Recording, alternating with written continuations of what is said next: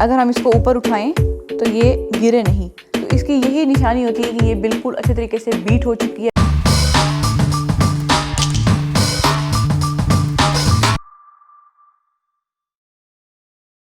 अस्सलाम वालेकुम व्यूअर्स, कैसे हैं आप सब? मैं बिल्कुल ठीक हूँ। उम्मीद करती हूँ कि आप सभी बिल्कुल खैरियत से होंगे। तो आज हमारे किचन में कोई भी कुकिंग नहीं होने जा रही। आज मैं आपको सिखाने जा रही हूँ कि आपने क्रीम को किस तरह से व्हिप करना है। तो बहुत ही ईजी वे है। अगर आप मेरे तरीके से इसको करेंगे ना तो आपकी झटपट से हो जाएगी। ठीक है जी। तो इसके लिए जो हमें चीज़ें चाहिए, यहाँ पे 400 ग्राम यहाँ पे मैंने ली है क्रीम, यानी कि व्हिपिंग क्रीम। ये आपको किसी भी स्टोर से मिल जाएगी आसानी से, ये पैकेट्स में होती है। साथ ही में चाहिए होगी यहाँ पे पाउडर्ड शुगर। तो मैं आपको बताती हूँ कि आपने इसको किस तरह से व्हिप करना है। चलिए जी, स्टार्ट करते हैं। ओके जी, ये आपने इस तरह से किसी बाउल में आपने बर्फ़ डाल लेनी है, यानी कि आइस। तो उसके अंदर हम रख देंगे ये बाउल।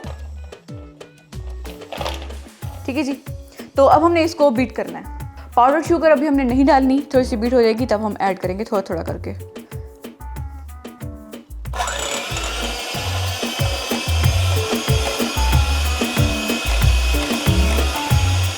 तकरीबन हमने 5 से 10 मिनट हमें लगेंगे इसको बीट करते हुए, तो इसलिए आप इसको भी देखते जाएं।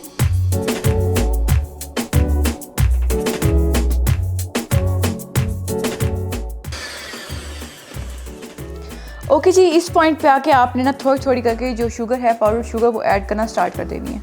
थोड़ी सी डालेंगे।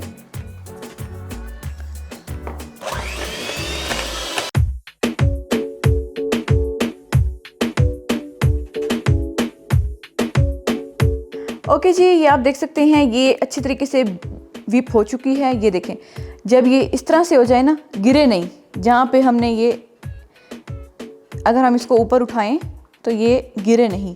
तो इसकी यही निशानी होती है कि ये बिल्कुल अच्छे तरीके से बीट हो चुकी है, व्हिप हो चुकी है। तो चलें जी, इसको आप देख सकते हैं 4 टेबलस्पून मैंने आपको चीनी दिखाई थी, शुगर यानी कि पाउडर शुगर, उसमें से 1 टेबलस्पून फिर भी बच गया है क्योंकि ज़्यादा मीठा अच्छा नहीं लगता इसके अंदर।